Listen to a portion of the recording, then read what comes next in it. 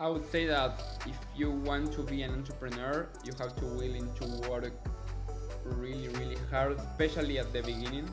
Uh, that is not an easy path. It's a path that maybe it's a lifestyle choice because when you are starting as an entrepreneur, everything is really hard. You need money for everything. You have to be comfortable with um, risking a lot.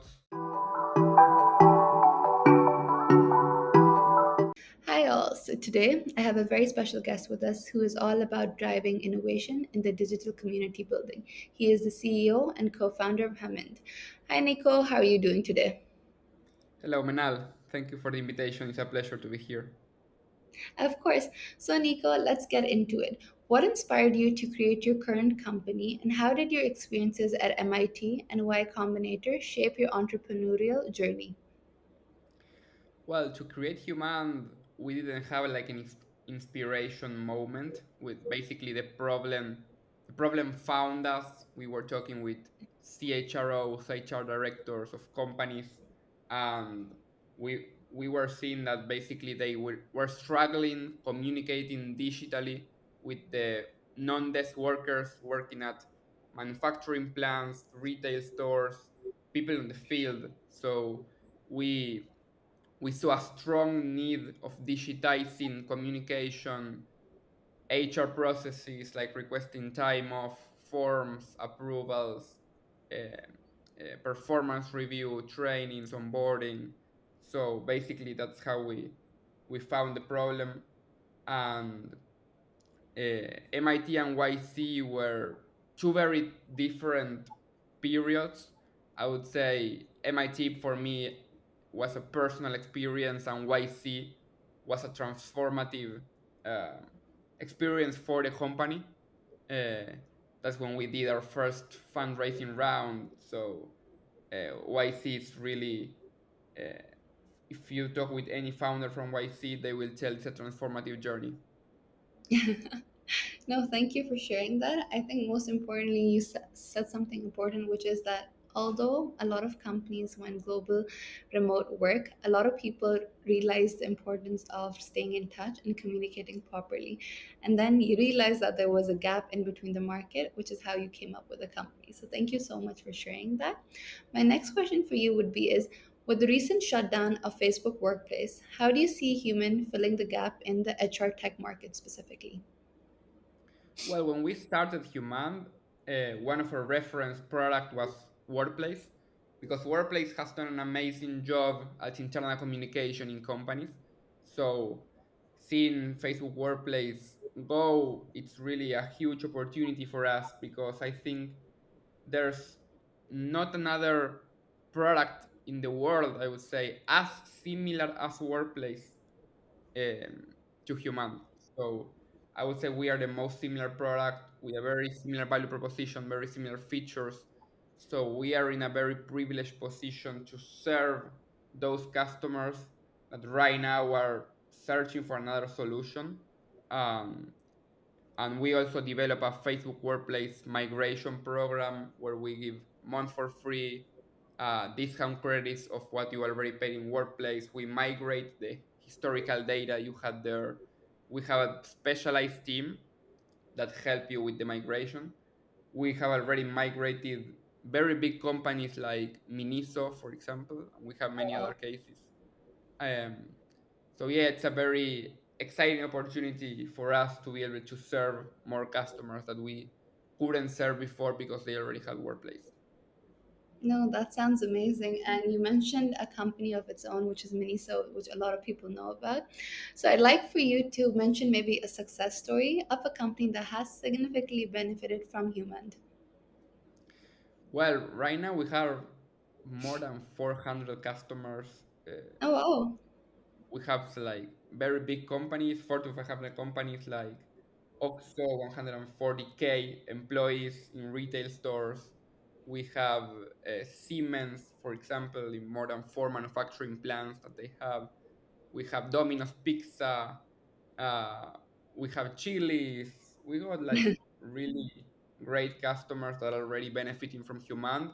where they centralize the whole employee experience in one friendly app. They connect 100% of the workforce. It doesn't matter if they are if the workers have company email or they don't have company email. It doesn't matter. All they can live in Human, where they can have an internal social network, the intranet. They can have workflows like requesting time off and approval, payroll clarification, shift change. Um, they can perform training, requesting perks and benefits, doing the onboarding, uh, have like a kudos with their peers. Um, they can do pretty good things in Human, so that's how we are helping those companies. No, that's amazing. I think at the end of the day, companies want to become as efficient as possible, and with such a seamless process intact, where people, no matter where they are, can utilize it, sounds absolutely amazing. Which is why you have more than 400 customers. So kudos to you for coming up and realizing that there was a gap in the market, and then you decided to tackle it. Because a lot of people do see that there could be ways things could be improved, but the first step is always the hardest. So thank you so much for sharing that. I think my next question would be centered around your advice. You've been an entrepreneur yourself. So, what advice would you give to young entrepreneurs who are just starting out in the industry? I would say that if you want to be an entrepreneur, you have to willing to work really, really hard, especially at the beginning. Uh, that is not an easy path. It's a path that maybe it's a lifestyle choice, because you when you are starting as an entrepreneur, everything is really hard. You need money for everything. You have to be comfortable with um, risking a lot. You have to be comfortable to always working for the long term, because everything you do on a daily basis, maybe you will see the result of that in 12 months. So you have to always be willing to be patient. You need to work a lot, but have a lot of patience on the results of your work. Um, you have to be able to create a great team that you like working with, because the early team will be define the culture and will hire the next wave of your team. So the early team is really, really important. Um, and if you are starting a new company, don't don't expect it to be successful if you haven't put like at least 2 years of work. Building a company takes time. So any company, you have the death valley in the first 2 to 3 years, where you really don't know if it will work or not. You have to just keep pushing and keep working, and over time things will get clear.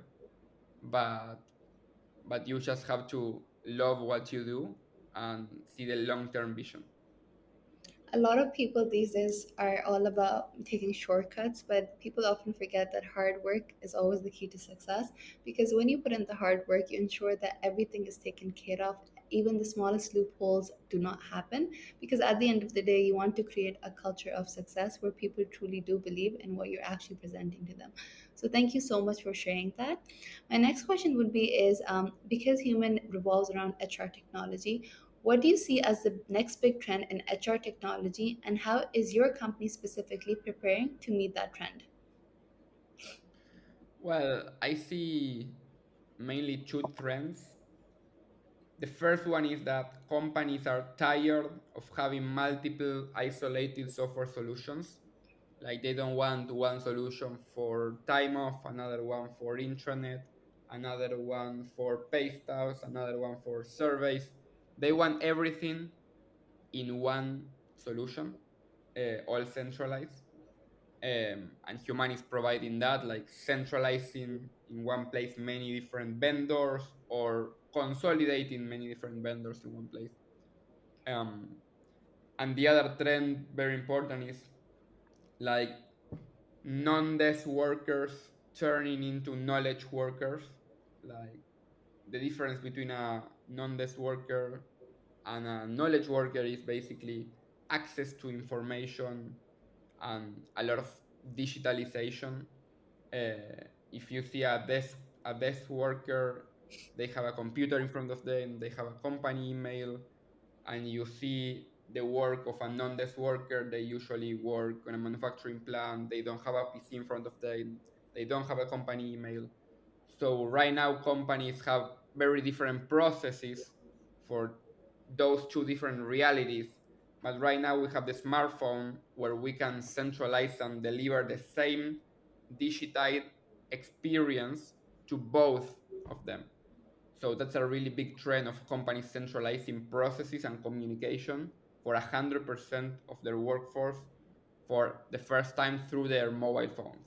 I love that. I think one of the things that I hate is when I have to go through multiple websites to do different things because I lose my attention. Then I'm like, why am I on this page? Why am I on this page? So having that seamless one central access to every single thing would save up so much time and make the workforce much more productive. So thank you so much for sharing that. Last question, Nico. What are the biggest lessons you've learned from your entrepreneurial journey that you wish you had known when you had started? When you are starting a company, it seems like there's a lot of things to do. Like the tasks are endless. And it's very important to focus the few resources that you have when you are starting. It's very important to focus that. And the only thing that matters when you are starting is building a product and talking to users, like delivering an MVP, a prototype, put it in the hands of your first users, and seeking feedback and validating the value you're providing and iterating as fast as possible. Those iteration cycles have to be really, really fast, where you build a product, an MVP as fast as you can and as cheaply as you can, put it in the hands of your users, get feedback, learn, go back to building product, again put it in the hand of your users, and in that way try to make your first sales. That's all you have to do at the beginning.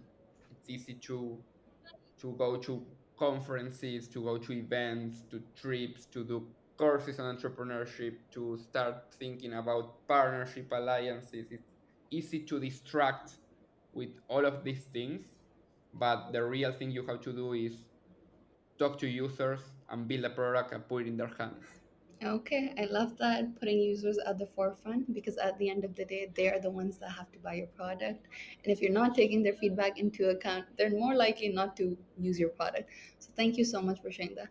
Other than that, Nico, I'd like to sum up our conversation. It was absolutely wonderful speaking with you, from learning about your journey, your entrepreneurial journey specifically, what caused you to create this company, what was your learning curve like, what were some of the things that you learned along the way, what were some of the lessons that you faced, but most importantly, how you saw a problem in the market, which you decided to address, and now it's being used by over 400 customers. So kudos to you for creating something like that. Thank you so much. Thank you, Menal, for the time. Happy to be here.